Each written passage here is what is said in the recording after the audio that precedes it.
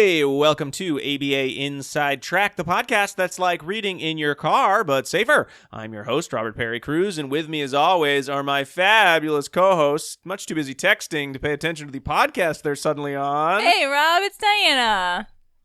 Right on cue. I'm too busy texting. Tell me all about the Facebook.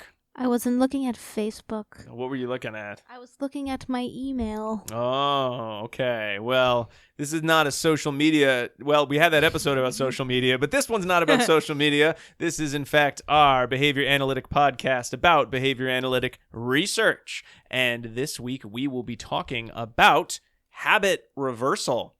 I bet you all wondered why we're going to be talking about habit reversal, right? We didn't give him much of a chance to wonder. Oh. Well, you've been wondering all this time we've been preparing to talk about habit reversal, right? Yes. Since the beginning of time, I've been wondering. Well, one of the secret missions of the show, I think, is to disseminate that behavior analysis can be used in so many ways other than treatment. It's not just for autism anymore. It's not just for autism anymore. Yes, we can use behavior analysis to solve a myriad of problems. And I like that. Of course, we all do. And like so that commercial. You know that? Hey, I know it's good for me. And I like that. Which one's that? I feel like that's Is that half a the- is that Prozac the or something. half-calorie juice? Yeah. I can drink this and I know it's good for me. And I like that. Well, Anyway. So I picked habit reversal as our topic for this week because I saw a great presentation by Doug Woods, who was the author on most of the studies, or co-author on most of the studies that we were talking about. Rob loves to name drop. Today. I saw a presentation. I paid to go to a thing where a guy was talking. It's not like he invited me to his house to give me the spiel. My buddy Doug. Don't let them talk bad to you, Doug. If you're listening, Doug, call Rob. He misses you. Oh my God, I'd be so excited. XOXO. I'd be He so would be really excited. I'd save that voicemail forever.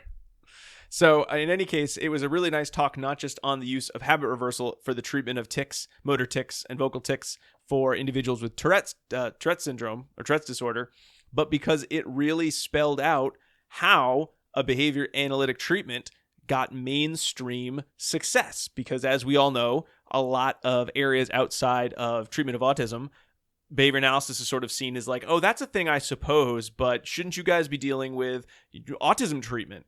And I think these articles kind of track that progress a little bit. Not as well, certainly, as I think Dr. Woods' talk did, but these articles do go into that idea of habit reversal as an kind of an old technology, one that has been pretty well researched, though certainly not in some of the ways it needs to get mainstream success. And then we have some articles talking about how it can be used as an effective treatment, not just in our own journals, for like Journal of Applied Behavior Analysis, but also in more mainstream medical journals, like the Journal of the American Medical Association, which will be our last article. Mama Jamma. I love that. Jamma. Before we get into a talk about what habit reversal is, in case you don't know, which I'm sure many of you don't actually know, because I didn't know. I didn't Totally actually fine, know guys. what it was Yeah. till about a year or two ago myself. I didn't know either. Let's talk about what articles we will be reviewing tonight, or today, whenever you're listening. The first is Applying Behavior Analysis to Clinical Problems, Review and Analysis of Habit Reversal by Miltenberger, Fuqua, and Woods from the Journal of Applied Behavior Analysis, 1998. We'll then be moving on to a brief review of habit reversal training for Tourette syndrome from the Journal of Child Neurology, and that's by Himley, Woods, Piacentini, and Walkup, and that's from 2006. We'll then be jumping back into the Journal of Applied Behavior Analysis for Treatment of Vocal Tics in Children with Tourette Syndrome, Investigating the Efficacy of Habit Reversal by Woods, Twohig, Flessner, and Roloff from 2003. And then finally, ending with Behavior Therapy for Children with Tourette Disorder, a randomized control trial by Piacentini, Woods, Scahill, Wilhelm, Peterson, Chang, Ginsberg, Deckersbach, Dzura, Levi Pearl, and Walkup from the Journal of the American Medical Association, 2010. You'll wonder why there are so many authors. It's because this is not a single subject design study. It's across 3 different sites. Oh my God. So let's get into it. So habit reversal, like we all said, not something that we'd really known a lot about. I think I first heard about habit reversal when someone came to me with a young child who had behavior that they thought might be stereotypic behavior, but it didn't quite meet kind of the definition of what we'd think of as stereotypic behavior. It seemed more like a bad habit. So I looked into what is treatment for bad habit that isn't, RI or D. And I found some, articles about the idea of habit reversal, but I haven't really used habit reversal myself. I just sort of had heard about it. Sounds like that was kind of similar for y'all. I've never used it or heard about it. I'm excited to talk about it tonight. Habit reversal is actually a relatively old technology. It was first written about in 1973. It's by Azrin and Nunn. Man, Azrin, I feel like that guy just cranked out the treatments back in the 70s and 60s. He rocked it. In all different topics. That's great. He's not afraid. Just jump right in. And so he worked at Anna State Hospital in Illinois, which is really close where I did a stint for a year at Southern Illinois University. And I used to drive by that site, even though it's no longer a hospital. I'd be like, wow, this is where I need to sit and absorb. Where Old Nate was. Yeah, right? Absorb all of his genius. Mm-hmm. Dude was productive. He was. So yeah, if something was created in the 70s, he probably co-created it or was somehow involved. So habit reversal was originally developed in order to treat motor or vocal tics. It also then was used to treat stuttering and other nervous habits. And again, there was a lot of early research showing, look, this is a very effective treatment. However, I think it sort of fell by, I don't want to say fell by the wayside, but became one of those treatments that sort of sporadically would have more research done about it. But even though it's so old, it's not one that I think anyone would say is fully researched, like say, functional analysis methodology that there's always more research to do. We've done a pretty good job on that one. Really researched. Mm-hmm. But before we get into exactly what habit reversal is, we should probably talk about what a habit is, because I think that is not a term that is incredibly well defined if we just sort of talk about what a habit is in our own sort of non-precise language. So I'm gonna quote from the article. Oh, go for it, girl. Oh, and by the way, we're talking about applying behavior analysis to clinical problems. We'll be talking about that one for a while because it's a long Miltenberger article. Yes, the Miltenberger article. So habit is repetitive or stereotyped behaviors that have negative physical or social effects for individuals. And those physical damages could be, say, a bad habit like hair picking or skin picking would be, tissue damage. If it's, say, a vocal tic or a vocal habit, you could have social embarrassment. So that would be the social component. Mm-hmm. It's also stigmatizing. They're definitely stigmatizing. Do you know the name for the repeated hair pulling? Trichotillomania? Yeah. Someone asked me about that the other day, to which I was like, I can spell the word trichotillomania. I think I have some articles somewhere. That wasn't the question. Yes, I can. T-R-I. I have a friend who has a motor habit where she rips off the cuticles on her nail. So much so that I hope she's listening because she'll be like, "That's me." That she rips it all along the edge, and so it's just continuously raw and bloody. And she's like a fully functioning adult. Sure. And it's disgusting. That's really disgusting. And she's been doing it for 30 years. That's a negative physical effect. No, I told her that we could do stuff. I was like, I can do something for you, and she's like, no. Nah. We could do a research design. I could use you as a participant. Case study. And she said, like, I like me for me. Yeah. That's fine. And I was like, okay. You do you. Yeah. That's gross. No, that's objectively gross. Just gross. So socially stigmatizing by Rob. Yeah, that's right. That's the worst kind of social stigmatization. All right. One of the things that we'll kind of keep coming back to when we're talking about habits is the idea that we don't necessarily know the function of most habits. There are a lot of hypotheses, but you mostly just categorize a habit by its topography. Oh, it's a gross habit like cuticle ripping off, or it's a socially awkward habit. We mostly talk about what it looks like, not why. I don't think you categorize them as gross, though. I mean, I might, but that has not been published yet, so we'll come back to that.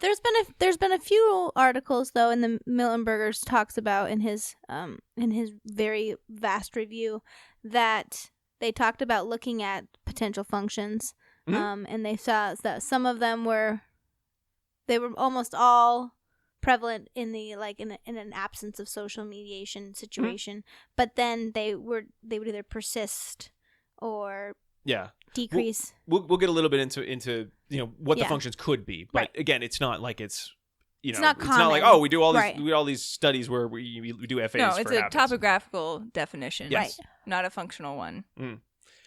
So different from a habit or a nervous habit would be tic disorders. And again, that is rapid, repetitive jerking motions, which aren't the results of spasms or tremors. So examples would be facial grimacing, eye blinking. For motor tics, vocal tics would be rapid, recurrent, non-rhythmic, stereotyped vocalizations. So again, examples would be grunts, coughs that aren't related to some sort of an illness, words that don't serve an obvious communicative function.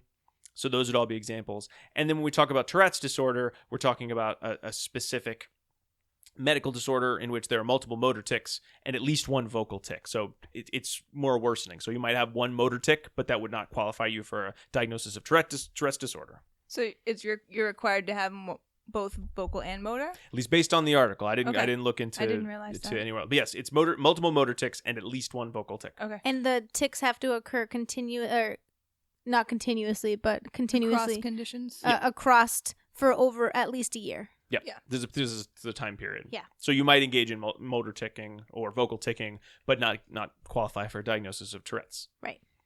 Gotcha. And it's neurobiological. Is there a difference between neurobiological and neurologic? Because I saw it referred to in the articles as neurologic, and I wasn't sure if there was a difference that you know of. I didn't. I don't think there is a difference. I wouldn't make a specification, but I could be, talking out of turn on that one. So I Okay. think neurologic is probably the term I'd use. Okay. That's just the one they used in the articles, and I didn't want to be, insensitive. Because again, Right. while we will be talking about functions of behavior, at least in Tourette's disorder, there is a neurologic or neurobiological cause. While the behavior of ticking can be impacted by the environment, Tourette's itself is not a socially mediated disorder. Right. So like we're that. not trying to say that someone with Tourette disorder can control their tics.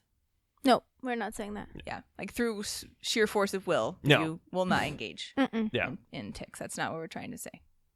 One of the issues that comes up, so even though, like Jackie's friend, it's ripping off her cuticles, and I might think it's gross, a lot of people will also find tics or nervous habits to be off-putting or strange. And in studies, will note that people who engage in either ticking behavior or nervous habits, they kind of score lower on ratings of lower social ratings. So they look to college students.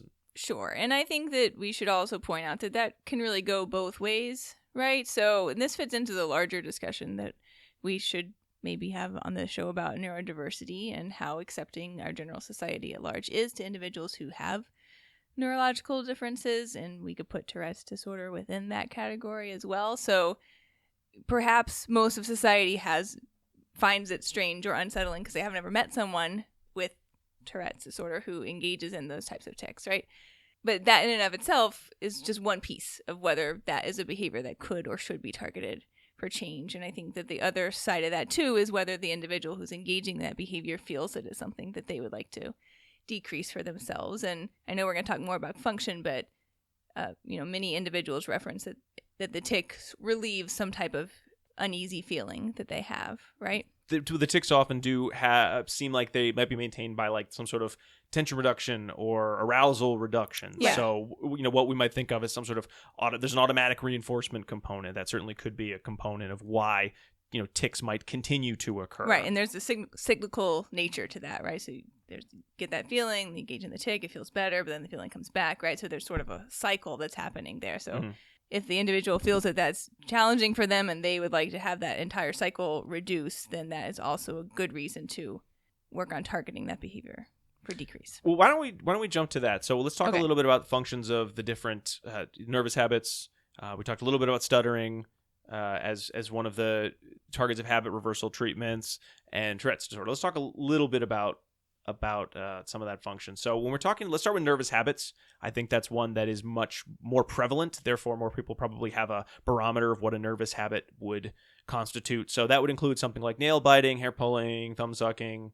Like we said, that's pretty prevalent. Most people do engage in some form of nervous habits. But however, some nervous habits will lead to actual tissue damage or social devaluation, I guess. I don't know if that's quite the right word, but it certainly could cause social problems. Yeah. In my study, I think, or it might have been yours now, Rob, I can't remember, but they made the distinction between... My study had all the studies listed. It sure did. Oh my gosh. Your study was like the giant banana split of Sundays. It had everything included. Delicious.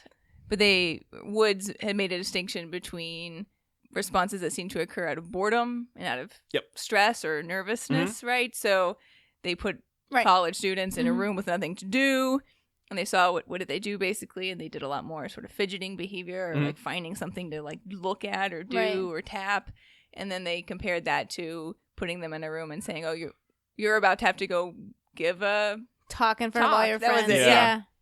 And then they engaged in a lot of skin picking, face touching, etc. So that's kind of cool distinction to think about. Yeah, and the idea of the nervous habit, like you were saying, Diana, it's weird because we call them nervous habits, but they're not always right. It could be self-stimulatory. It could be to reduce anxiety. So when we come to like what might be the function of most nervous habits, it possibly has some sort of anxiety reduction. So we refer to it as like automatic negative reinforcement. It could also be something that you engage in when you're bored, which means it has some sort of automatic positive reinforcement because it's something to do. Right. So it's a sensory stimulation in that case. And beyond all of that, there's probably some component of social reinforcement at play. So you might engage in different rates of your nervous habits based on your audience, based on how people are responding to your nervous habit. If you twirl your hair at the bar, that means that you want to get somebody's number, right? I guess. No one ever twirls their hair at me, so... I mean, Rob never twirls his hair, guys. No, I don't have enough hair to twirl, I don't think, no. Yeah, you do. I twirl not like sensuously. I'll teach you. I wrote a TA.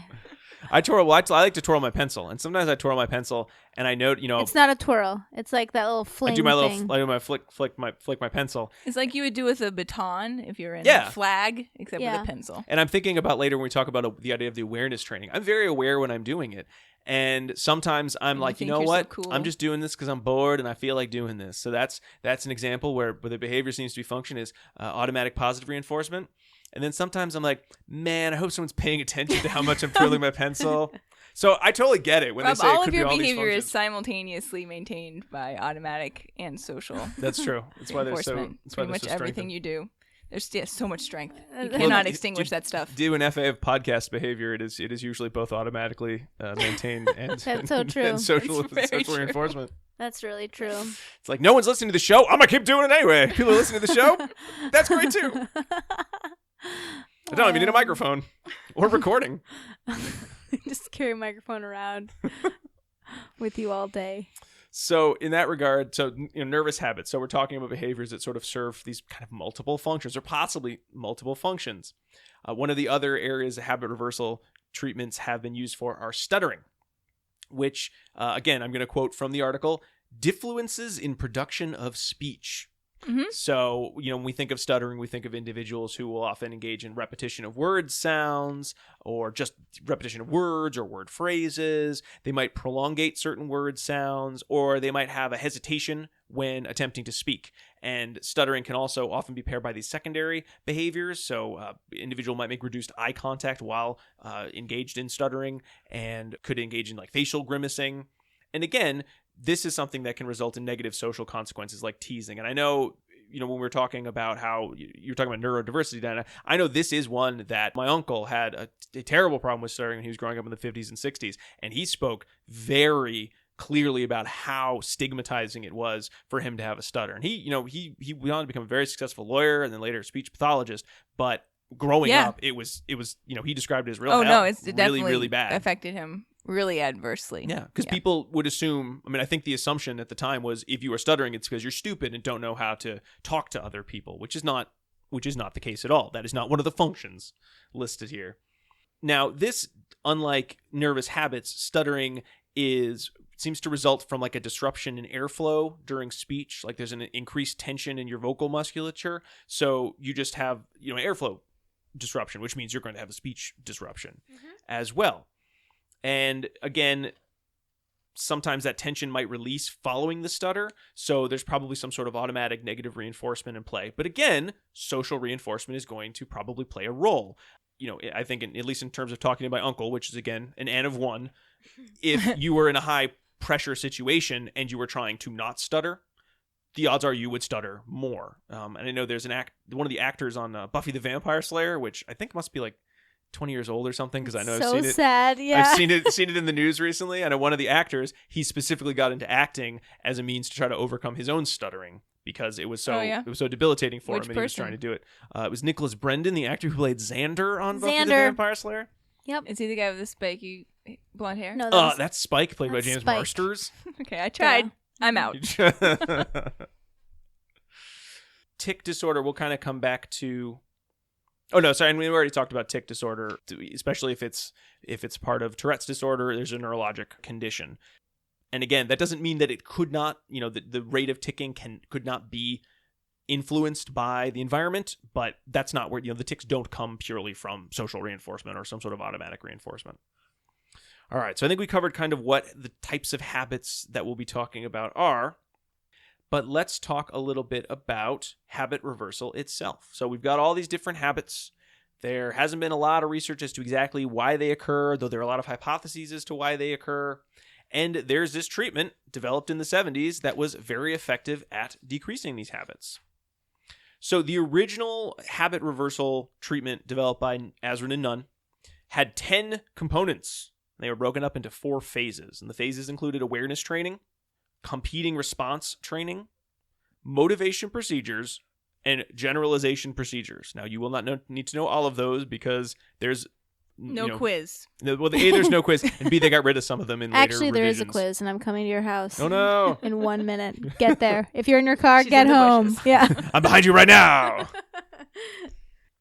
So awareness training. Because my study just talks about the first 2. Yeah, so they did create just smaller versions of habit reversal training, but we'll go through the original 10 and then we'll 10 steps, and we'll be able to kind of talk about where they cut out some of the habit reversal pieces. So awareness training will continue on. So this is one you want to be listening to. You can kind of zone out after we get through the first 2 components for a couple minutes if you really want to. So the first part of the awareness training is a response description. So the client learns to describe the topography of their habit or their tic. The stutter is a little bit different, but so we'll come back to that. So it's really just nervous habits and tics. The next step is response detection. So the client learns to identify each occurrence of the habit behavior in session. And this is going to be important when we get to further treatment. So identifying what the habit looks like and when it is happening. Next is the early warning procedure. So the therapist then works with the client so that they can identify when the habit behavior is about to occur. Because there's usually like a premonition that a habit is about to occur. And individuals can learn to identify when that is happening. So even before they engage in the habit behavior, they know a habit is forthcoming. Right. Or they have maybe some precursor behaviors that they do before then. Mm-hmm. Yeah. Then after that is situation awareness, in which the client will identify the antecedents, most reliably predicting the occurrence of habit behavior. So it could be stressful situations. It could be when they're bored, kind of like we were talking about. And then finally, non-contingent competing response training. This is practice of an incompatible behavior to highlight muscles involved in habit behavior. So again, for motor ticking, if you're making a grimace with your facial muscles, you would engage in some other behavior, some other response that uses those same muscles but is not your motor tic. And that's non-contingent because it's just part of awareness training. It's just, hey, you could use those muscles to do this. Right. Then we move into the second phase, which is the competing response training component. So this is contingent. So the client uses the competing response, which is incompatible with whatever that habit is, for 3 minutes, contingent on the occurrence of the habit behavior, or could be the awareness that a habit is about to occur. So either way, I'm going to start engaging in this other response for 3 full minutes. Right. These first 2 phases are going to continue on, so I hope you were paying attention because we're going to keep talking about them. The next 2, they kind of come in and out. So the motivation phase, that includes a habit inconvenience review. So you talk with the client about all the ways in which the habit is inconvenient or embarrassing. Then there's social support training. This component actually does occasionally come back. This is where the therapist instructs parents or the significant others of the client to prompt the client in the use of this competing response when necessary, but then also to praise them for continuing to use this competing response. Yeah, this one was actually highlighted in the article that I'll talk about. It's another review by Himley. Is that how you say his last name? I like it. That's how I'd say it in my head. Good. And he talks about how you're going to be doing this in public settings, Mm-hmm. so the caregiver can reinforce the alternative competing response in Yep. public settings. He said that's an important feature. Yeah, and that's the last piece of Yeah. that motivation, going into the You public know. places. Public display procedure was the original term for that. Just going to where you're going to engage in your habit and practice using the competing response. This will both allow you more practice in controlling your habit, but also hopefully generate approval from other individuals who've potentially been trained to do so. And then finally, the last step is you rehearse with your clients. They imagine successful control of habits. So they sort of promote generalization by thinking about all the ways they're going to use this treatment and be successful. That one kind of, they don't use that one so much anymore. Yeah, no. So that was the original 10 steps in habit reversal. Usually that took about, it said in the Miltenberger article, would take about a session to do almost all of that, and you get to your competing response. So it was relatively quick. I know later on, I think habit reversal would be, I think it was like 8 sessions of about an hour each, or 10 sessions about an hour each. Emily says that research suggested the most beneficial is 8 1-hour sessions or less, where the first hour session you do everything that you did, and the next 7 sessions are just practicing on a weekly basis to establish the response. That makes sense. Yeah, so you're doing all the work in the beginning in that first hour training, and then the rest is just practice to maintain.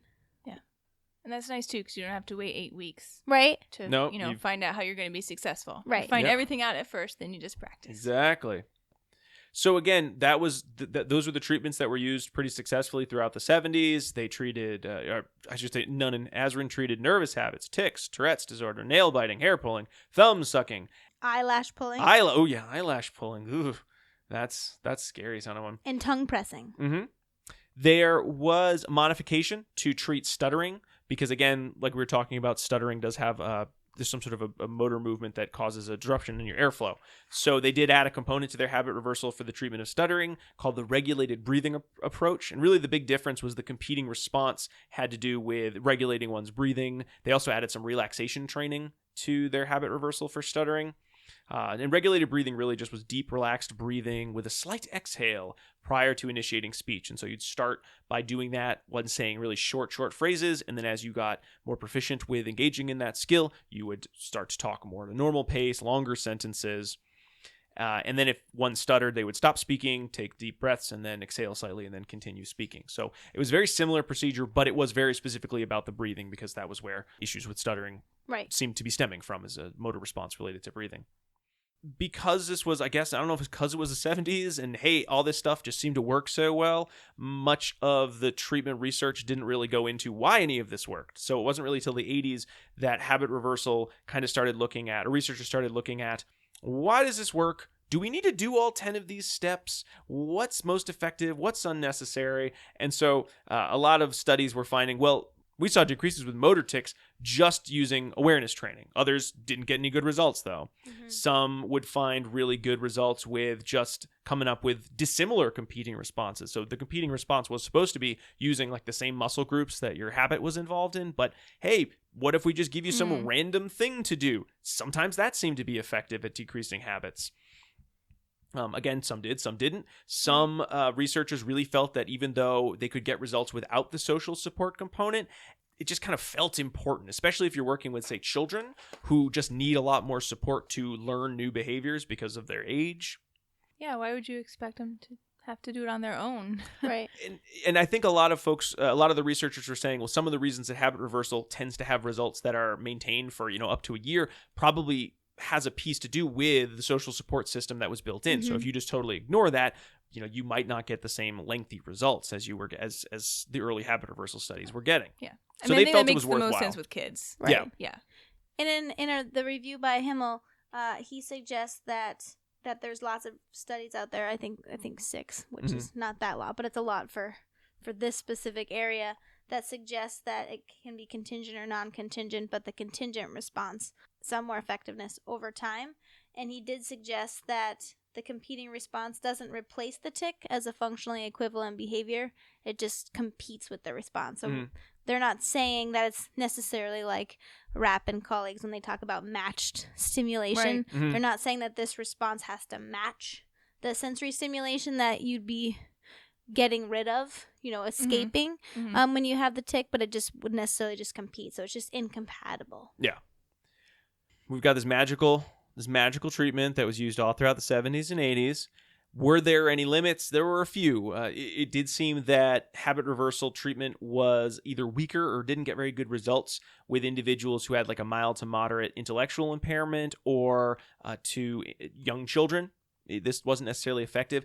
The issue did seem to be it was more about the generalization. So these individuals, whether they're children or individuals with mild or moderate intellectual impairment, they would do well during treatment with therapist, but then they wouldn't generalize the skill. So often they'd have to add on other components like, sometimes they would add on response cost or different systems of prompting or queuing systems, differential reinforcement. But usually if you added all of those components, then you could make the habit reversal sort of work out with the same results. Not always. I think younger children also seem to have the same challenges, though again it was one of those situations where they weren't quite sure why was this the case, because there was Miltenberger cited a study where there were twins and one of them habit reversal just worked perfectly, no problems. The other one they had to add all these other components to make it effective.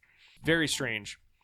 There's a lot of verbal behavior that is required in order to understand, have tic awareness, I guess you could say. And then my study describes that awareness before a tic is happening or going to happen as the premonitory urge, right? Mine So does being that able too. to verbalize that, recognize that before it's happening, I think requires a fair amount of receptive understanding and awareness of your internal state that young children or individuals with disabilities may not have to the degree necessary to have this be successful. Yeah. So that really brings us up to sort of, more towards the modern day. I mean, habit reversal was, getting into research related to the kind of the generality of some of the treatment. So could you use it for other non-nervous habits, non-tics, like, decreasing anger outbursts was one of the studies that was cited. It was an Allen study in 1998. I need that. Yeah, I read that and I was like, that's a great idea. Rumination. As Miltenberger talks about, logically, habit reversal should work for pretty much any kind of self-management problem because the treatment itself is pretty similar to a lot of cognitive therapies, Right. in which you sort of talk about what's happening and hypothesize what's happening and then tell yourself to do something different because your hypothesis will come true. Right. So again, very similar. So habit reversal could have a lot more usage. We only talked a little bit about function, but I want to make sure that we move into the next part of habit reversal, which is the story of how habit reversal became, I might be overstating it, say the treatment of choice for Tourette's disorder, but it does seem to be one of the prominent treatments nowadays for Tourette's disorder. Along with medication. Even medication has sort of become less, has been less used because there were a lot of side effects. And well, why don't we get into that in a little bit? I want to make sure that for individuals who are listening to the show, for continuing education credits, we give a secret code word. You guys good for that? I'm so good. I've been talking a long time. I feel ready. I feel so ready. So for let me that give a code word. And then we're going to move on from the Miltenberger article, which again, we're just scratching the surface. This is a long article with a very thorough literature review of habit reversal. So please That's right. check that out. You guys should all get this article, sit down, cover up with the covers with a cup of tea, and just enjoy it. Yes, that sounds exactly like how I read it. And if you're going to do a literature review, read this as your sample because it's great. Yep. Yeah. Good point. For those of you listening for continuing education credit, you will need 2 secret code words spread throughout this episode, and then you can go to our website and apply for CEs. And the first of those secret code words is cracked. CRACKED, like a cracked window or the magazine. Remember that magazine, Cracked? It was like Mad Magazine. So, Yeah, I do actually. Like, That's funny. Crappier, maybe. I didn't really like those kinds of magazines. Cracked. Cool. Yeah. Did you know that if your cookie is cracked or broken, that it has no calories? No, that's not true. It's true. Really? Yeah. No. Free calories. That is not true. Fight me. We have habit reversal, effective treatment. One of the problems, though, and this is the problem that Doug Woods talked about in his presentation at, I think it was at this year's Babbitt actually, was that not everyone outside behavior analysis really cared about habit reversal, especially with tics and Tourette's disorder. It was considered solely the province of medicine because it was a neurologic disorder. Right. And that part is true. Therefore, why wouldn't you treat it with medical means? So medications were used to treat Tourette's disorder. The problem was that a lot of individuals did not seem to feel that it was decreasing their tic behavior as much as they would like. There were a lot of adverse side effects, as there often are with medications. So this was really a chance for the Tourette's disorder community and advocate groups to say, we need something different. And habit reversal was there. So the next couple articles we're going to talk about really get into the use of habit reversal as a treatment for Tourette's disorder, and then some of the steps taken to make it a known quantity outside of our own field. So, Jackie, why don't you go into the first article that jumps outside of behavior analysis? All right, yeah, so I want to talk to you a little bit about another review article that was published in the Journal of Child Neurology in 2006, and this was by Himmel, Woods, Piacenti, and Walkup. These are great last names. And he also does a very nice job discussing all of the precursors or, the history of habit reversal, just like Rob had discussed in the Miltenberger article. So in the Himmel article, they talk about the concerns and misconceptions of why physicians may not necessarily prescribe this. And they cite this survey, so a survey of physicians familiar with Tourette syndrome sampled from a U.S. city, they don't tell us which one, found that only 14% were familiar with habit reversal and 46% were interested in learning more about it. So 64% were like, I don't care. Which is Hi, amazing. can I speak to you about the good word of habit reversal? No. I'm sorry. No, I'm Very sorry. busy. Yeah, so that's very interesting. I mean, I know at least I like to keep an open mind about things. But here are some concerns that physicians have expressed and why they may not tell patients with Tourette syndrome or habits why they wouldn't do this. So one of the concern is that the treatment aimed at reducing one tic might worsen non-targeted tics or stimulate the emergence of new tics. So they're like, if we target one, everything else is going to go haywire. And they've actually suggested that this is not the case. So at least one study has directly evaluated this and found no evidence to be true. And quite the contrary, they had one participant who was a younger child, and when they treated one tic, other tics diminished without being treated. So I feel like this is similar to parents' concern about using PECs. right. If we introduce PECs, then they will never learn to talk. Right. And that is the opposite of what happens. Mm-hmm. It's analogous in some way, but not precisely analogous. Yeah. A second concern is that after habit reversal training, there'll be a period of tic suppressions, but then there'll be a paradoxical post-suppression increase in tics. So way above baseline levels, so they're scared that there's going to be some rebound effect because you haven't been engaging in your tics, and then you may see this increase. It's a build-up? Yeah, a build-up. It's like when you give your kids sugar and, they got to get all that energy out. Because children, they only have so much energy per day. Right. And then it's gone. Yeah, that's not true. That has not held true thus far. Yeah. What? But here a study found some results arguing against that. There wasn't this rebound effect.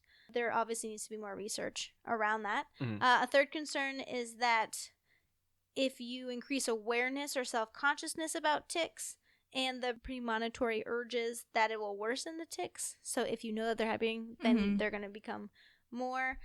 So this, which I could sort of see. Oh yeah. Mm-hmm. In that sense, maybe more than the others. Like if you're worried that you're going to have them, you're extra aware of them. Right, and then you're like, oh man, I'm going to have a tick, I'm going to have a tick, I'm going to have a tick, am I going to have a tick, am I going to have a tick? And then it just builds and builds and builds.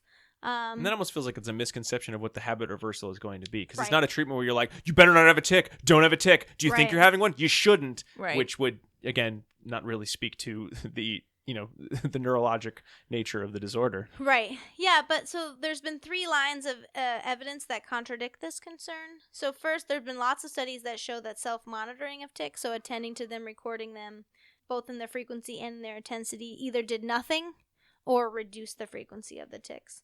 They also did that components analysis of a habit reversal, have shown that awareness training alone can significantly reduce tics for some individuals, which you had already mentioned. And then also, most of the time when they're doing social acceptability assessments on these habit reversal studies, most people find the procedure to be acceptable and well tolerated. So if they like the procedure, they're less likely to have these worse off effects. Finally, one of the concerns that many health professionals have is that for many years they've tried to reduce the stigma of Tourette syndrome by emphasizing the neurologic basis and involuntary nature of tics. Yeah. And if we can apply a behavioral treatment to tics, it may reduce the stigma that it's involuntary. So it may... Yeah, if you can treat it with behavioral treatment, Right. then, well, therefore, it must be something that was under your control all along, you Right. you bad person. Yeah, Right, yeah. that's, yeah. Which is not the case. Yeah. Right. Then Himmel suggests that this also isn't the case because some of the strongest report for habit reversal training is from people that have used habit reversal training, so from the Tourette syndrome population, that it's been really effective for them. Mhm. Yeah. It's funny how that's 2006, right? Yep. It's so funny that in 2006 that article came out like, hey, this is a thing that totally works, and so few doctors actually knew about it, and all the original studies, the Miltenberger study, or the Miltenberger review, I should say, Right. came out in 98, and habit reversal has been around since 73. So it sort of speaks to the idea that so much of what we do in behavior analysis has a lot of research behind it. Maybe certainly not all the research or not all the answers, but has a lot of support in research. And you still have wide swaths of the relevant population, so doctors who would need to know this, who have no idea. And we could say, oh, why does no one care about behavior analysis? But there's just something about, I don't know, we didn't make the case, or we didn't make it well known. And I know Doug Woods, again, going back to that talk, it's great that we publish in JABA, and we'll talk about their publication in JABA in a second.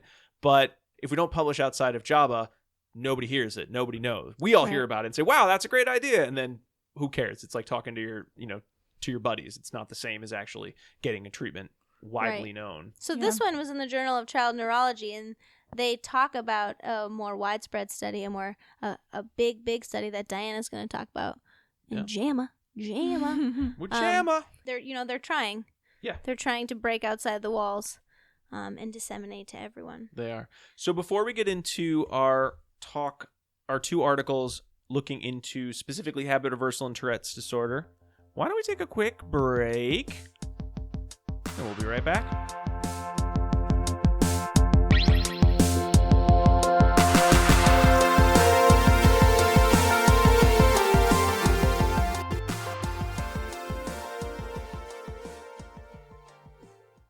Hey, ABA Inside Trackers, it's me, Jackie. And it's me, Diana. Jackie, I'm really excited to be joining you in this commercial because I've also started my career path at Regis. Yay! Yes, that's right, folks. If you want to start an exciting career in applied behavior analysis, you should check out the Master's and Certificate program in Applied Behavior Analysis at Regis College. You can learn from both Diana and me. Here are some interesting facts about our program.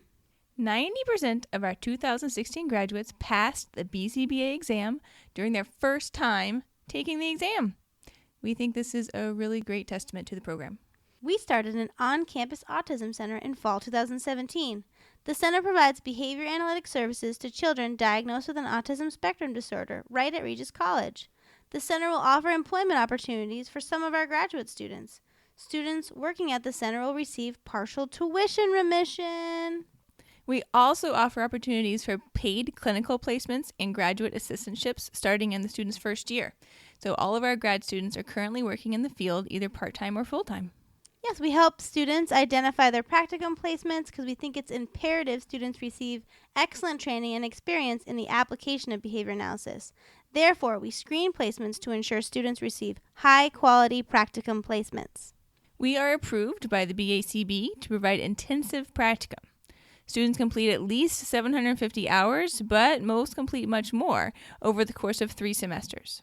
Across that time, students complete a professional portfolio that includes completing a variety of application exercises, such as conducting assessments, developing behavior plans, training curriculum, and more. This portfolio functions as a way to ensure students are learning the essentials of being an effective behavior analyst and is a great way to showcase your work at job interviews upon graduation. I love it. Students enroll in 2 courses per semester and graduate in a little under 2 years. Our courses are offered in traditional classroom and hybrid formats, which enables a student to focus on one course at a time while still completing the program quickly. All of the faculty are PhD-level BCBAs with strong applied and research backgrounds in ABA and all have published papers in respected peer-reviewed journals. We ensure small class sizes so that all students receive personalized attention from their professors, and advisors are easily accessible to meet with students. There is also an invited lecture series at Regis, which involves inviting outside experts in ABA to speak on specialized topics relating to practicing ABA, and these are really great opportunities for students to learn from a variety of experts in the field in addition to their professors.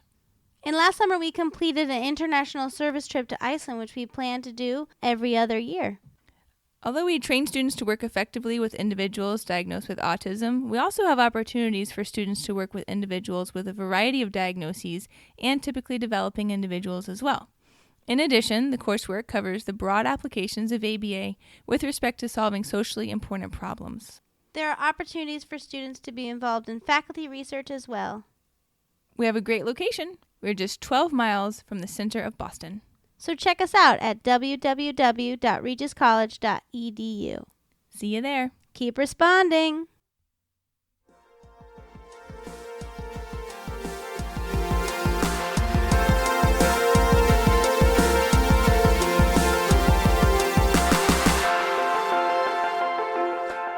And we are back talking about habit reversal. So when we last left our habit reversal story, habit reversal had just sort of left behavior analysis and had been trying to make inroads into the larger medical community as a treatment for Tourette's disorder. But before we get into how that occurred, let's talk about how it shook out in our own Journal of Applied Behavior Analysis. So Jackie, you have that article. That is a great article because it is brief. This is a brief Succinct. report. It's a very brief report. So they were looking at how to use habit reversal to treat vocal tics in 5 children with Tourette syndrome. Who's they? Woods, Thwong, My friend Doug Woods, who I've mentioned 1,000 times. Flessner, and Roloff. Doug Woods, you can be my friend if you want. I would love it. It would be my honor. Dear Doug Woods. I mean, it's like a general acquaintance. I'd be like, whoa, oh my God.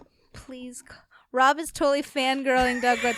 So do you remember, if I'm just going to make a little caveat that one time we had Nick Vanslow on our show when he talked It was about episode 15, guys. episode 15, when I completely fangirled him the whole time. And I'm like, yeah, like I so listened to funny. it. It was like the worst. But it's okay. He knows. Oh, I do that at every conference. I'm like, are you guys using CEU Helper? I know that guy. Yeah, but He was in my living room. but you didn't do it like to his face. So you're doing it right now. We all have our fangirl moments. You're having it with Doug Woods, even though he's in here. And I had it with Nick Vansell while he was here, which I think is almost more embarrassing because it's forever live. Like it's recorded. It's recorded at episode posterity. 15 if you want to hear Jackie be slobbery. I could edit out my Doug And Woods it's a good episode. fangirlishness. But Yeah, If thank you. anyone wants to listen, Yes. it's about safety skills training. Yeah. But anyway, so Rob's best friend, Doug Woods, and his colleagues at the University of Wisconsin-Milwaukee looked at treating vocal tics in children with Tourette syndrome. So they had 5 Caucasian boys with an IQ above 70. They used what most of the Tourette syndrome studies have been looking at as far as a measurement scale. So the Yale Global Tic Severity Scale. Severity? I always say that word wrong. Severity scale. Yeah, so 2 boys had a mild form of the disorder, 1 boy had a moderate form, and 2 boys presented with a moderate to severe form. And so they were between 11 and 12 years, and they had been presenting vocal tics for between like 1 and 3 years. They videotaped the participants in their homes. Ben's parents conducted his recordings because they lived far away from the university. And so they recorded the children alone for 15 minutes where the tic frequently occurred. And then the trained observers scored the segments separately for motor and for vocal tics. So here it's pretty interesting that they only used habit reversal on vocal tics, but they measured motor tics as well to see if there would be any subsequent decreases in motor tics when vocal tics were targeted. And historically, there have been studies that had shown that to be the case, that if you target one form of tic, there's a decrease in concomitant decrease in other forms of ticking. But there'd also been studies in which that had not been the case. Right. Yeah, so they're just seeing. Who knows? Happening. Anything could happen with habit reversal. Who knows? So We don't understand the mechanisms behind it. but it works. So just like we talked about, they had a 1-hour treatment session where habit reversal was initiated for all vocal tics, and it included awareness training, competing response, and social support training. So only those 3 components that we had talked about The lean and mean previously. form Yep. of habit reversal. And the competing response was diaphragmatic breathing for 1 minute contingent on the vocal tic or any antecedent. It's like yoga breathing. Yeah, I think so. Like in through the nose, out through the mouth. It's podcast gold. Breathe in the microphone. Yeah, I don't think it's gonna sound so good. I don't think it's through your nose. Oh yeah, it is. But it's like getting back into like when you make like the ocean sound. It's not where your diaphragm is. Anyway. Good like that. Just keep playing that back when you're trying to go to sleep. After that initial session, they had 1 session per week over the next 2 weeks where they just practiced and reviewed the treatment. And then following the final treatment session, the parents completed a measure of treatment acceptability within 1 week, and then they did follow-up assessments within 3 months. So that's pretty cool. Yes. That's what they did. Mm-hmm. That was it. Briefy. So when you look at the multiple baseline across 5 participants, baseline levels, there was an increased vocal tics, usually around 40%, except for Raul, who was a little bit lower than that. Both motor and vocal tics were high. And then when you implement habit reversal for vocal tics, you see for everyone an immediate decrease in vocal tics with basically pretty low levels throughout the entire study and at follow-up. So with Frank had low levels of vocal tics in baseline, but he also had low levels with habit reversal and down to near 0 levels during follow-up. So they concluded that was effective. So the only participant that ineffective results was John. And so John's vocal tics did drop from baseline. During treatment, however, his parents reported poor treatment compliance. So John received a booster session during the session, so he would receive a tangible item contingent on his competing response. But then at follow-up, John and his parents were no longer using the program, and his vocal tics had increased to almost 40% of those intervals. So it was not successful for him. But for everyone else, it was very successful. And then for some of them, they did get the decrease in the motor tics, but not really not a big change for most of them, I think. Yeah, for one participant, they saw a noticeable decrease in motor tics, Dawn, but everyone else, they were fairly similar, but none of them increased. Mm-hmm. So there was no increase in motor tics contingent on targeting vocal tics, and only for Dawn did you see a decrease in motor tics. Mm-hmm. So you've got your research in Java. So hey, habit reversal, really effective. They made some changes. They used this smaller habit reversal steps. I think they choose the 1 minute too instead of the 3 minutes of practice. Right. A couple variations, and that's all well and good. But you've still got only 14% of doctors who are aware that a study like that had ever existed. Right. So that brings us, Diana, to your article. 14% of doctors agree tic disorder exists. I think it's higher for existing. Let's not besmirch our medical professionals. 4 out of 10 doctors would like to know more about habit reversal. I was cleaning out my t-shirt drawer and I found a shirt that I haven't worn in a long time, but it has 10 little people on it with their hands all raised, and it says 10 out of 10 agree. We all agree. Point being, it's just truth by agreement. It doesn't actually mean anything, except that everyone's in agreement. You haven't shown anything to be true. It's sort of a nerdy shirt, I guess. Mm-hmm. What did you want me to talk about? This article you have from the Journal of the American Medical Association. Right. I would love to. So the exciting thing about this article is not necessarily the results that it brings to this discussion, because we're going to hear some of the same types of results we've already heard. But the exciting thing is, give me an R. R. Give me a C. C. Give me a T. T. What's that spell? RCT. Randomized Controlled Trials. Pew, pew, pew, pew. I think have we talked about any other randomized controlled trials on the show? No, I don't know. I don't think so. I think that's because we in behavior analysis we don't do a lot of randomized We controlled don't. trials. But you know what we should do? More randomized controlled More trials. randomized controlled trials if we want people outside of our field to notice what we do and take it seriously. So that is precisely what Piacentini and colleagues did in this study, and that's why they got it published in JAMA and got an audience probably 100 times larger than they would if they publish it in JAMA. Jamma jamma. JAMA. I want to JAMA with you. Wajama. Wajama. Keep going. And I hope you like a JAMA JAMA too. Wajama. We're RCT. We RCT. Okay, so some of what they talked about we already know. We've already gone over. I don't think we've thrown out the statistic that Tourette's disorder appears to be present in about 6 out of 1,000 children, ranging from 1 to 10 in 1,000. Most of the research that we've seen here has been predominantly in male children who are sort of pre-adolescent age, so that seems like the target group. We talked that it often produces social isolation. There's most likely a negative automatic reinforcement component to the behavior, and the predominant treatment, it has been in the past medication, such as risperidone, haloperidol, those are pretty serious medications, and they can be effective at reducing tics, but there's a lot of really serious side effects that go along with that, including weight gain and overall cognitive dulling was the phrase that they used, which no one wants to experience that or certainly put that on pre-adolescent boys. And I think just like with any medication, it's not like, and this will cure. It's not like an antibiotic. Who knows if it has that, the effectiveness you're even close to what you're looking for. Right.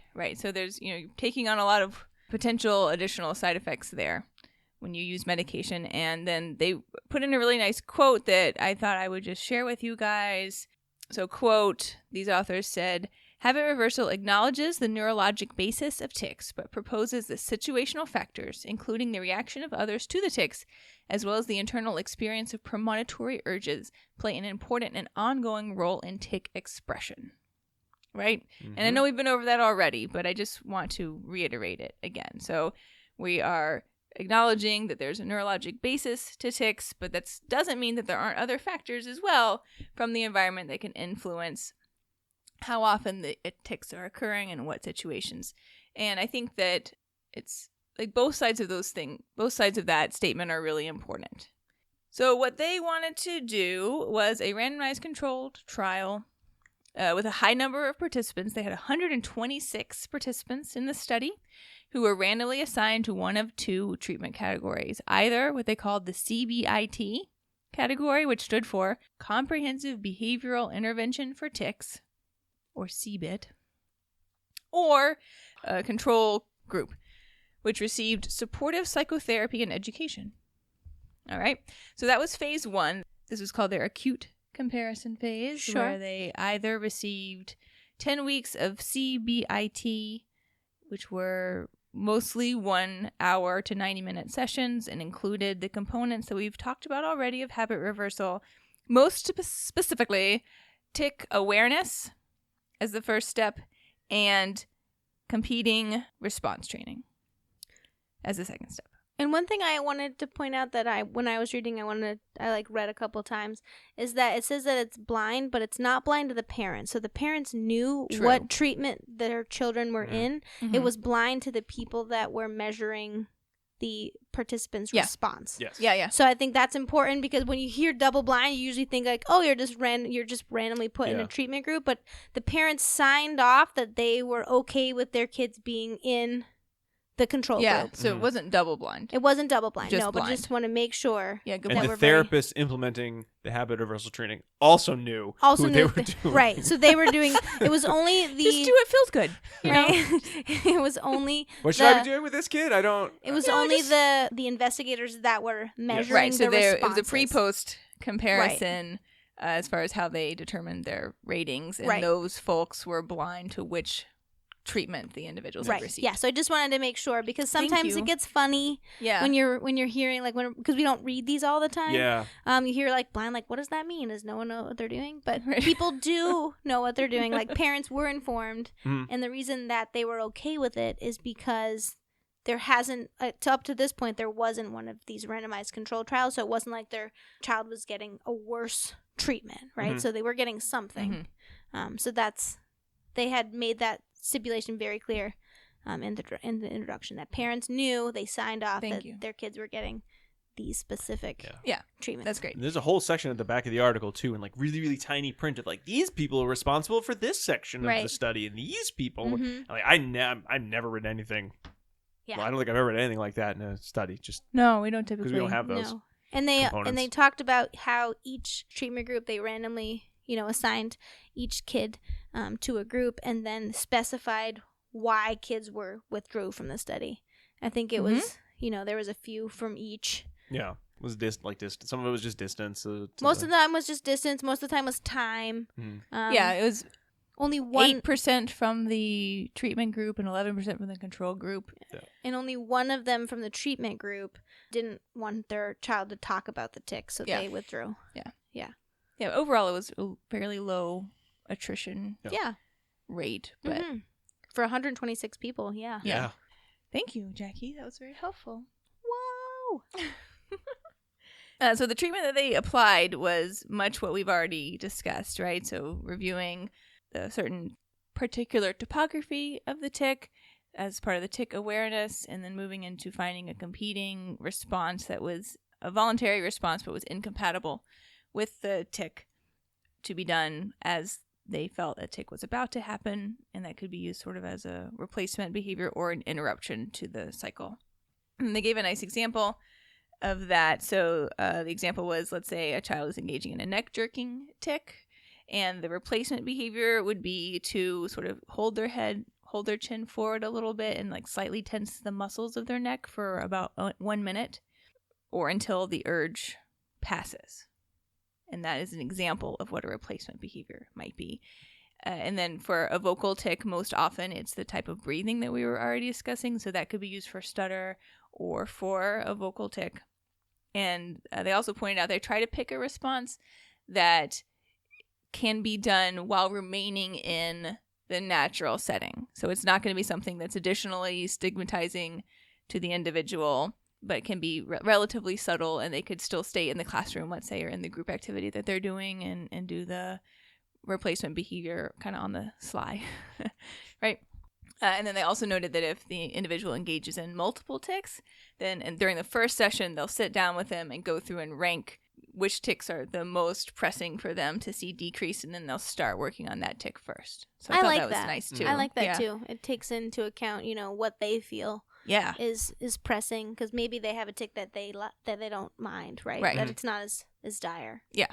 So that was a good social validity component of the treatment too. And then for the control group, they didn't do CBIT, right? So they could kind of do like anything else other than that.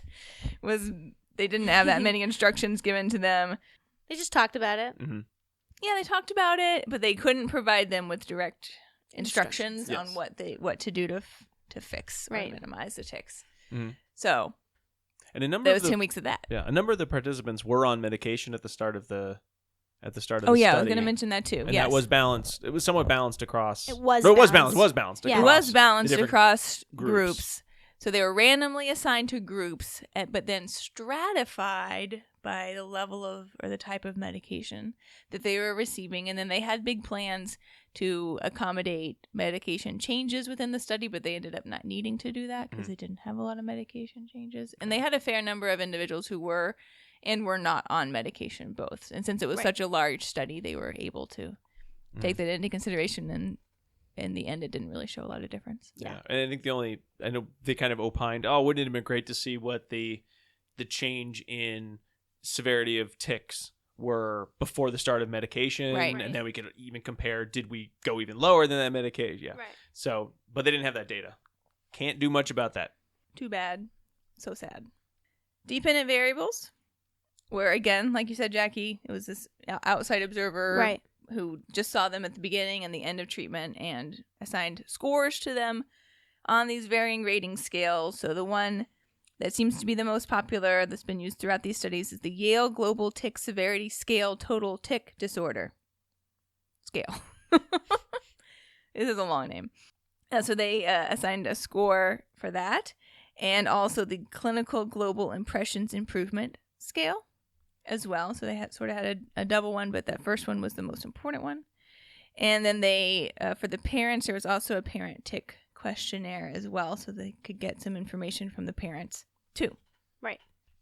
What else should we say about this? Outcome assessments, they did that at weeks 5 and week 10, so it wasn't just the beginning and end. They did one partway through, but those were the dependent variables that they were really looking at.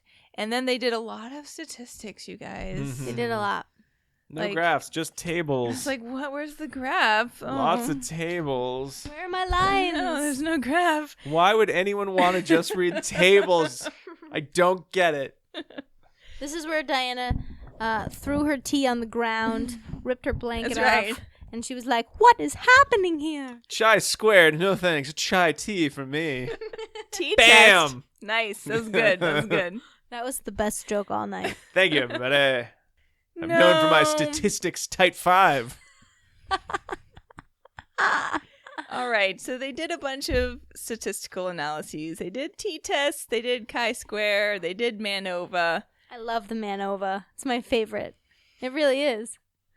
Just because I of was the imagining a name. man cow for Yeah. some reason. Like a mutant Manova. man Like a cow. bovine. Yeah, I don't know Manova. why. No, Yeah. because I actually loved SPSS when I got to do Yeah. it. And Oh. I loved I had the little SPSS for dummies. I got an internship for a whole summer to do SPSS. That's hilarious. And I just plugged a bunch of numbers in and kept No, I love that hitting though. run. I and found saying, my like, old "Ooh." statistics test and I got all A's and I'm like, I don't know what any of this says. Right. But you did then. I did then. Do I now? Ooh. Let's I not don't know. find out. Booster session. Yeah, that's I Might- could it use might the be time for a statistics booster. session. I mean, I remember the idea of the p-value. Like, Yeah. Right? so I can Yeah. fake it if I had to read stats. P Yeah. less than 0.001. Mm-hmm. It's Good. arbitrary. I always Good. think man overboard. Manova. Manova. Anyway. So If the I ever have a important thing to know, man-child. guys. That's Manova? Manova. Manova McDonald. That sounds pretty good. Or Pavlova. That's those like a Australian meringue dessert. Okay. Ah. I'll do that too. Manova Pavlova McDonald. Sounded good. Thank you. I like it. The point is, guys, they did not see differences where you weren't supposed to see differences, right? Like between like age and medication Mhm. and Mm-hmm. in initial severity scores. Sure. So all those numbers were not statistically significant. Sure. And then, but at the end of the study, when they compared the severity of the tic disorder scores between the experimental group and the control group, guess what they found? The experimental group. Differences. Differences. There were differences between the experimental and control group. And that's kind of all that you need to know about the statistics. Right. And let me tell you more specifically. So for that big Yale severity score test, for the experimental group, they saw a decrease in their point score of 7.6 on average Wow. It's pretty good. across, the 60 participants. And for the control group, they also saw a decrease. So we shouldn't discount Sure. this, discussion of the tic disorder, but that decrease was smaller. So that was only a 3.5 point decrease as the mean for that group. Nice. Yeah. So overall, the experimental group showed a larger decrease. And because, of course, it's a big study, a decrease of 4 points is actually huge. Right. They did effect size Z-score analysis on those two differences, and it was an effect size of 0.68, Wow. which is substantial. Yes. That's Right. So quite remember, an substantial. effect size goes from 0 to 1. 1, yeah. 1 being absolute and 5 being pretty Pretty good. Yeah. Yeah. So 0.6 is better than pretty good. Yes, exactly. Could be very good. Right. VV good. Vivi good. So that's how I'm going to summarize those statistical tables for Sounds y'all. good. Yeah. And the decrease of 7.6, the authors want to point out that was good, and they pat themselves on the back that was a really good score. The most recent medication trials at this time, the medication group had a decrease of around 0.8 or 8 points, as their mean, or 8.5. So this was approaching that level of change. That's awesome. Mhm. Right? Yeah. And that's on kids that already are on medication. Right. Well, which some is of awesome. them. So we right. don't some have of them. all that info Right, about but- who made the biggest change. Yeah. Their argument here is, okay, so it's like 1 point less, right? That could just be due to any number of variations. Mm-hmm. But the takeaway there is that this is a change that was done either with or without medication. But if it was done without medication, then it doesn't carry all those other side effects that you really don't want to see, for this, really young and vulnerable age group. So I think that was really promising from this study and really encouraging. And then they left us with some really nice clinical implications. Oh, we could use those as we roll into dissemination station. Should we roll on in? Let's do do it. it.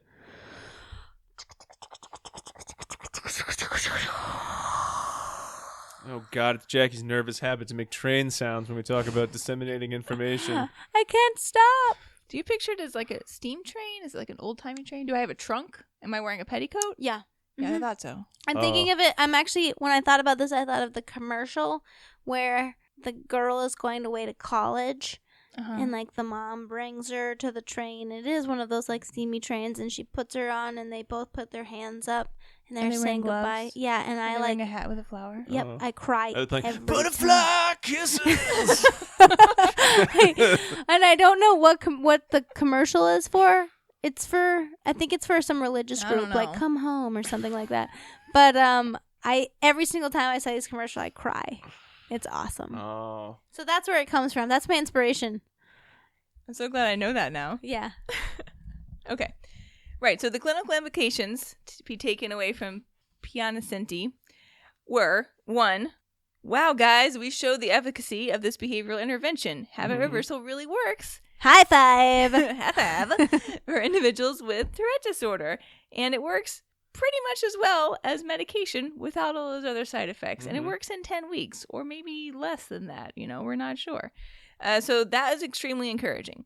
The second thing they want to point out, and I love this point, and I think it's really important, is that they're not just giving someone a pill and hoping that they see a change, is that they're teaching skills that are going to promote autonomy for the individuals and help them feel successful and in control. That's Of what's It's happening. a very important point. It's so important. And Right. any of the either books or articles that are, even if they're not anti-medication, but when you're adding these medications to your body, you're sort of like, hey, look, we had a treatment that was effective over a period of months.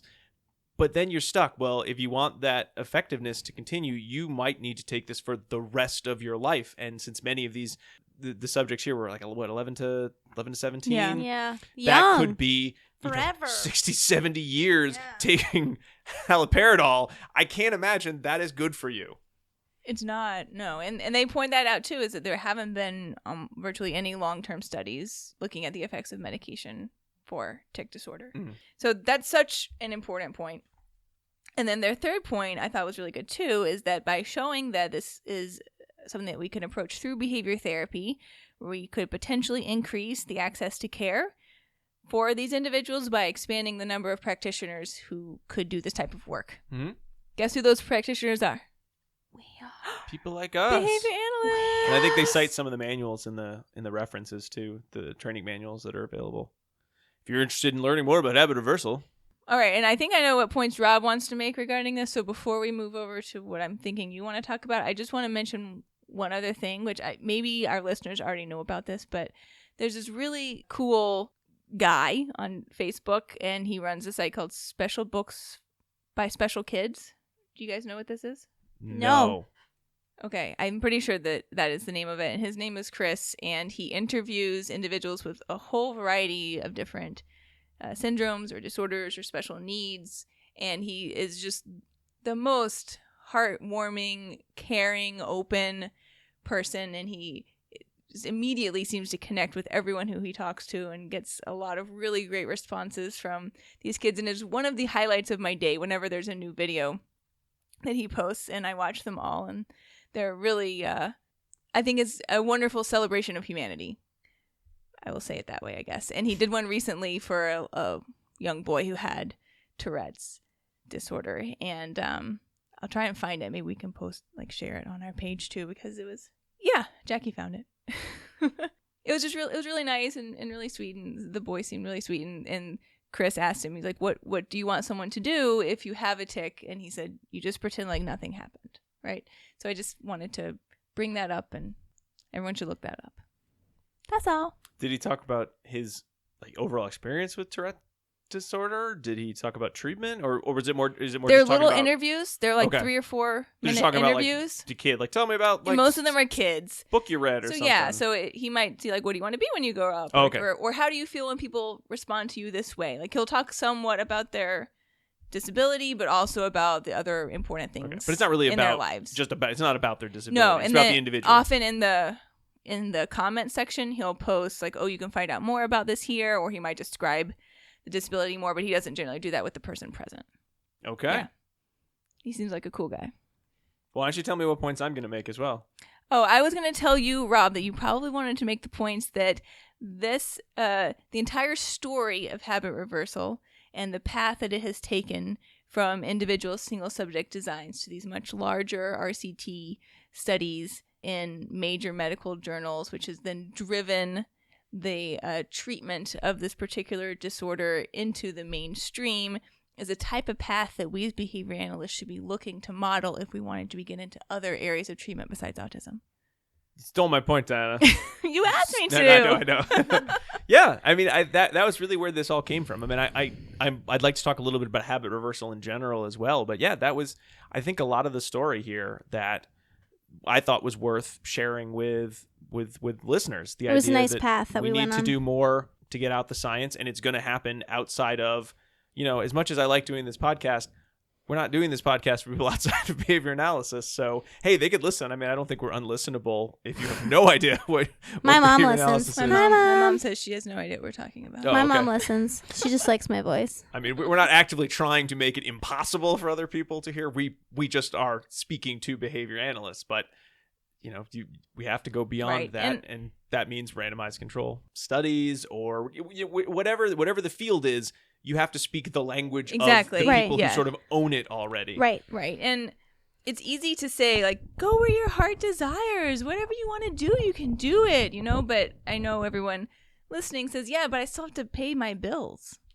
There's no way around that, right? And I think that this is a good model in that they started small. They probably had some little bit of grant funding or university funding, and did a couple little studies and then built. Well, they had funding from the Tourette's, but not initially from one of the Tourette advocacy groups. And that was in the JAMA article. I think that was part of what Doug Woods was talking about. It wasn't like, hey, everybody, come on, behavior analyst wants to join in. It was one of the big pushes for getting this research out there was the Tourette disorder advocacy groups were saying medication. You're not done. You can't just be like, hey, we did this. This works okay. It's got some side effects. Deal with it, I guess, and say that we're done. There's got to be a better way. And that was one of the big pushes for looking at other research. Certainly, I think if the advocacy groups have been like, we love this medication and the side effects don't bother our loved ones and our members with Tourette's disorder, then this wouldn't have gotten any traction. No one would have cared because no one would have been looking for another treatment. So it was kind of a perfect storm of a lot of things going on that got this research out there. Part of it was, Piacenti and Miltenberger and Woods and all of the other researchers making sure that they told the story in a way that people who were not behavior analysts would want to hear it. So, Hey, doctors, the 46% of you who give a crap about this, just doing this won't make it worse. We swear there's research to support that. And so you kind of imagine the doctor going, I don't know about this habit reversal. I heard that it causes more Tourette's disorder than it helps. No, that's not true. What is that? What is that? Simpsons, where they're writing in letters. Yeah, Dr. Herbert. No, they get. I think Homer gets stupider every year. That's not a question, Professor. It's just that idea of getting out the word, and then when all that came together, look, randomized control trial. Right. Yay, this is effective. Now this should be used by others. Right. And if you have never heard about this or you don't know where to look, if you look at the back of the Himmel article or the Himmel review, they give you a lot of additional articles to look up. They give you references. They give you additional readings on habit reversal. They give you recent reviews, randomized control trials, and the treatment manual written by Rob's bestie, Doug Woods. So yeah, so this is a nice place to start. Yeah. I think in the general scheme of habit reversal, moving away from Tourette's disorder, I really kind of want to look into that article about the angry tennis player and the use of habit reversal to have him stop. I think it was a him. I'm not sure. Angry outbursts after tennis matches. Because A, God knows I could use something like that for when I lose it. Crap. And then Was B, his name Mac Enroe? And then B, what an interesting extension to habit reversal research. Like, what can we use this for other areas? Because I mean, I know there are lots of students in schools who suffer from, bad tempers, kids who get involved in fights. And yeah, I wonder if this would be helpful for that treatment. So I'm going to be looking into that 98 article. I think it was Allen. They said 98. Yeah. I experience a lot of premonitory urges to eat chocolate. Will habit reversal help you? Right. It might. I don't think so. Stick your hand in your mouth instead of chocolate. So if we're all going to be talking about our secrets, Rob's angry. Diana eats chocolate. I drink chai tea lattes from Starbucks. And I actually am like, I'm not going there today. I'm not going there today. And then all of a sudden I find myself inside the store. And I don't know how you got there. You're in a fugue state. I'm in a fugue state, and I actually don't even have to order anymore. You know what the premonitory That's sensation not is? good. I It's you're know. pulling into the parking lot at the Starbucks. And then what's the incompatible response you need to do for Go 1 to 3 step minutes? on it. Actually, just go to work, because I have to go. I'm not even on my way. I actually go out of my way to go to Starbucks. So just go to work. That's what I need to do. But it's so sad. I go in, and they're like, hey, Jackie. Hey, Sylvie. Here's your drink. I don't even have to, order. They just make it for me. Some days it's those days and you're like, I gotta go to work today. Oh, I earned it. I'm gonna, yeah, I'll take a little detour. I'm not late today. I just take the time. Yeah. No, but even when I am late, it's really bad. I'm gonna stop. I'm gonna think about this. I'm gonna think about a competing response. I'm gonna think about being aware of the premonitory urge that I have to turn your hands turn. the other direction on the steering wheel And for then 3 minutes and just spin around in a circle. Get into an accident. I'm not going down that road. Don't turn right. Crash my car into a tree, so I can't get to Starbucks. Yeah, that's interesting. So some things to think about. Yeah. Well, we have gone a bit long, but before we wrap up tonight, I want to make sure that anyone listening for continuing education credits gets their second secret code word, and it is hoisted. HOISTED. Hoisted. It's like when Dinah's shaking her head at me. Why, you don't like that one? No, I don't. Oh. But hoist is one of my 3 favorite words. Hoist? Mm-hmm. Well, when I use it, you get all mad at me. Just telling you. Okay. Dinah doesn't like when I say hoist or hoisted. Why would you say that word anyway? You get Okay, hoisted. we'll talk about it later. Okay, bye everyone. All right. Well, everyone, thank you so much for listening to our show. We hope you enjoyed it. Please let us know either how you found the show or what you think about the show through various methods. You can do that by finding us on Apple Podcasts, on Spotify, Google Play. We just got an email that we're on iHeartRadio now. I don't remember signing up to be on iHeartRadio, but we're there. Big time. I love iHeartRadio. Well, we're on there apparently. I'm gonna look for us. Cool. And so you can certainly subscribe to us there and leave us any sort of review. You can also email us directly at abainsidetrack@gmail.com or find us on Facebook or Twitter as ABA Inside Track. We'll be back next week with a preview episode to talk about our next interesting topic. But until then, keep responding. Bye. Bye now.